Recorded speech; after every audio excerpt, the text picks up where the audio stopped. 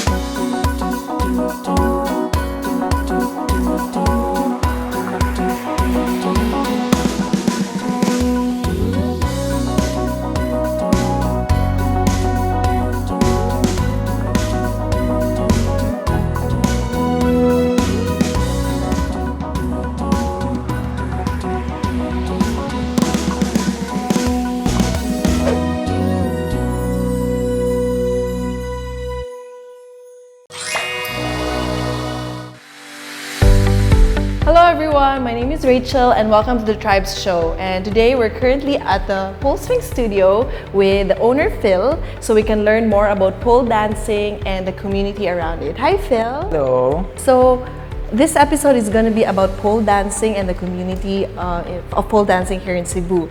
And first of all, we want to know more about you. We want to know more about the origin story on how you started to get into pole dancing and what got you into here now, like opening your own studio. So I started around like 5 years ago, but I was just a student because pole dancing started around 2013 or 12, I forgot, but it was in a very prestigious gym. And at first I was curious about it, just for for fun and stuff. But then I got into it, and after that, like at that time, I was still working as an ESL teacher, and I spent more time in the gym compared to my work. So, so the manager of that gym, like she saw me, and then she said, like, "Can you be a teacher here?" So she offered me a job. So I immediately said yes, and I left my job in the ESL school. And after that, I grew more in love to pole dancing, and I studied. I went to workshops, and also I joined a competition which I also won in Singapore as a champion. And after that, like, I wanted more actually. Like, I wanted to put other stuff, for example, like aerial silks and aerial hoops and different, aerial arts here in Cebu. So I decided to have my own studio and to spread more, news about this one. So that, because that time the studio was kind of far. It was in Mandaue, and people were asking, will you be opening a studio here in Cebu, which is in center? Then, like, I thought about it, and then I decided to have my own studio. Wow. How long have you been doing pole, by the way? 6 years in total, yeah. And what was the early beginnings like? Because there was a surge, right? All of a sudden, pole became very popular, but you were one of the early adopters, I guess. You started pole really early. What was it like before? Before, it was like, people were mostly like intimidated about it because, people, when they see pole dancing, like, that's kind of hard. It's like you have to be flexible, you have to be strong, but to be honest, you don't need that at the beginning. You have to learn the basics and the foundations, and you're good. Wow. Okay. What are the classes that Pole Sphinx currently offers? Now, we offer pole dancing and pole intermediate and advanced for very extreme ones, and aerial silks, aerial hoops, and we have flexibility classes for those people who wants to be more flexible. And also sexy heels, sorry. Sexy heels. Okay, that choreographed Yeah. dancing. Nice, yeah. Because I also did pole dancing before, like a few years back, and I really loved it as well. I got addicted to it. Just a backstory, I started to get into pole dancing while I was living in Philly, and I didn't have a lot of female friends. I have a lot of guy friends, but then I really wanted to meet a lot of girls. So I enrolled myself in a lot of classes that you consider, feminine, or where you would meet a lot of people. And I did. It was a very close-knit and a very supportive community in Philly and in Manila with Beast House, and now here in Cebu. So now I'm curious, like, how is it like forming the community here in Cebu with Pole Sphinx? Actually, it's getting better and it's growing very fast. Before, I remember when I started, we were just around, regular students were just around 6. Yeah, and now I can't count them. It's almost 100, I think, now, just for the community here in Cebu City, or Cebu City itself, or Visayas. Yeah, because it's not just pole dancing, it's also the aerial arts that connects us. Yeah, it's more to that. And to add to that, like, pole dancing seems very intimidating because it seems very hard. You said that earlier, but I think also attached to it is that certain stigma. Yeah, it's a sexual notation. Yeah, that it's attached to strip clubs. But can you help me dispel those myths once and for all? Okay, let's say pole dancing really started from, like, let's say go to the earlier stages, like in China and India. They use pole dancing as a sport and acrobatics. But the material itself right now, which is chrome or steel, we base it from the strip clubs, and it evolved to that. But I don't have any judgment on the strippers and stuff. Like, it's an okay job, but thanks to them, we have pole dancing also. Because a lot of people are taking pole dancing for fitness, and also there's like different competitions, and it's already becoming like a well-known sport, and hopefully I think it's already in the Olympics. Yeah, they're working on making it part of the Olympics. Yeah. That will be very exciting. So that's why most people come here already, because they get excited about the new tricks, and it's more of building yourself, and also building confidence within yourself. How about the competitions that you've joined? Can you share us about? Well, I just joined one competition so far, and then I won. That's my first and only competition in Singapore, which I won. And there, it's kind of a bit exciting and stressful, but it's a good feeling after you do it.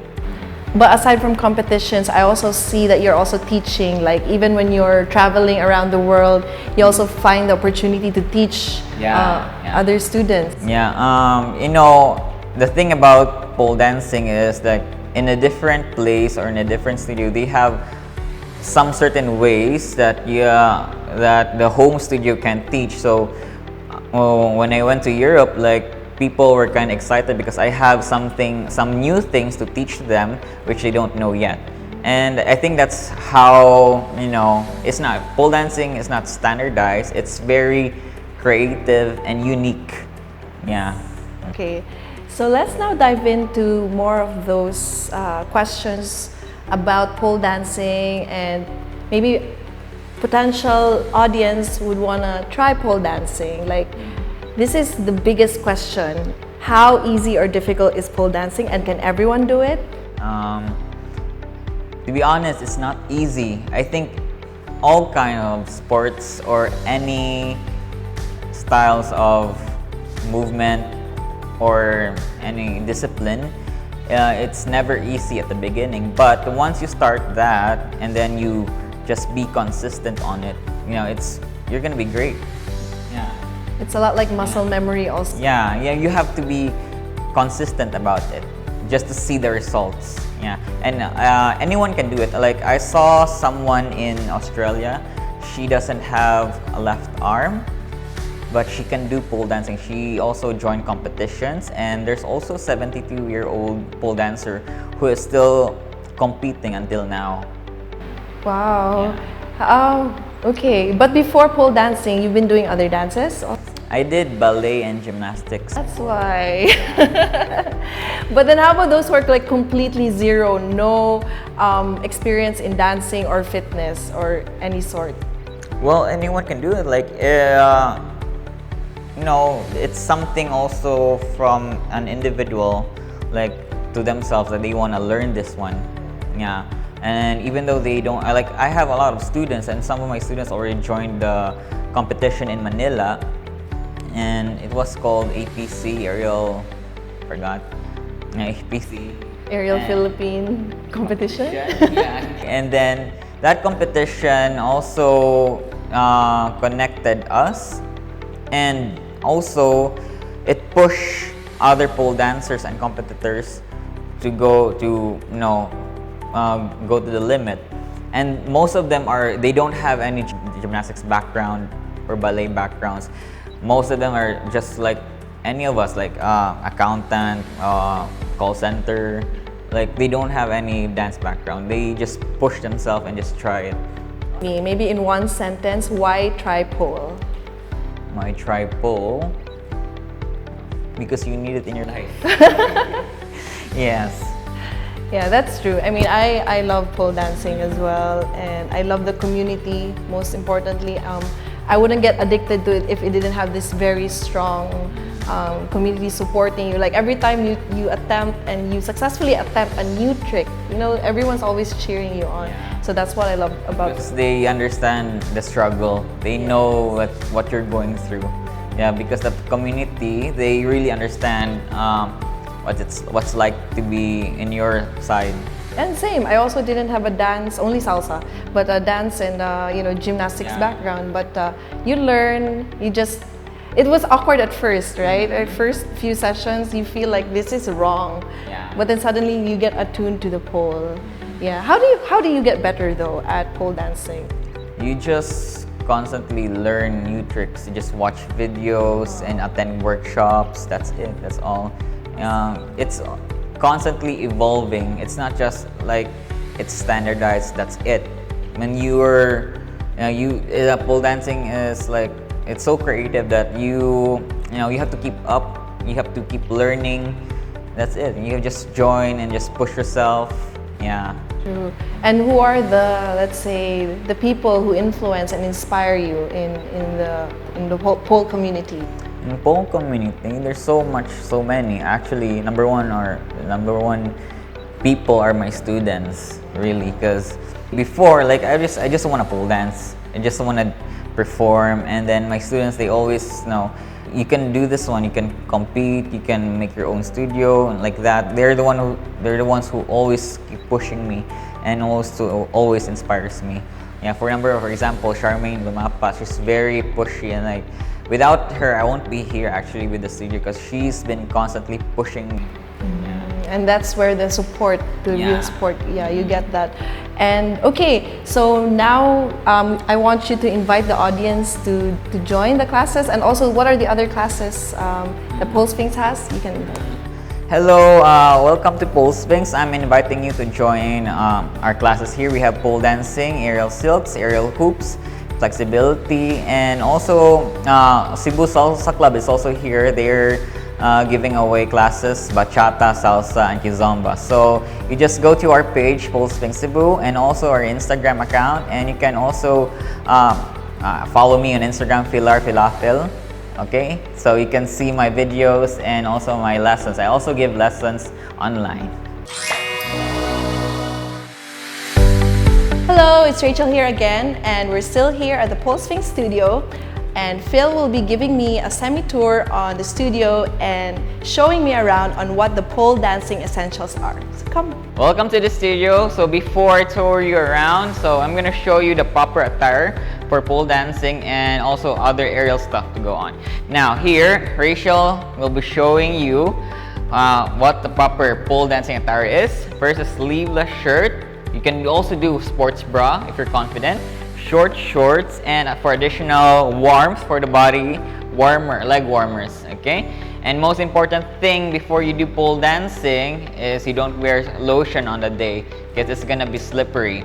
Now for aerial silks and aerial hoops, you can have like this one, this pants. You can have leotards. Just a normal activity cloth would be good. Now, so I'm gonna show you the pole itself. So the pole is made out of chrome, or sometimes it's stainless steel. And in our studio, it's just 12 feet long, and it's already high. And for that, and also it's 45 millimeters, enough for your hands to grip on the pole. Now, in pole dancing, we have static pole and we have spinning pole. So I'm gonna show you how to spin the pole. So from here, I'm gonna use this mechanism. Just turn it around. Loosen it first. And there you go. The pole spins. So we have another class for spinning pole and also the regular pole for pole beginners and pole advanced. Also, we have alcohol and towel. It's very important to bring your own towel because for sanitary purposes. This is how you clean the pole. You just spray the alcohol onto the pole and just wipe it. So you always have to bring towel because if you're sweating a lot, so you use the towel to dry the pole and also for your body. Now we move on to the aerial silk. So this is the aerial silk.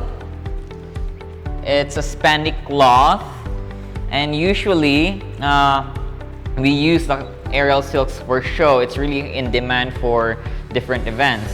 But in aerial silks, this is separated by two cloths, and you can do different tricks on this. And it's a bit harder and requires more endurance and strength, but it's very fun. Now we move on to the aerial hoop, another aerial art we also provide.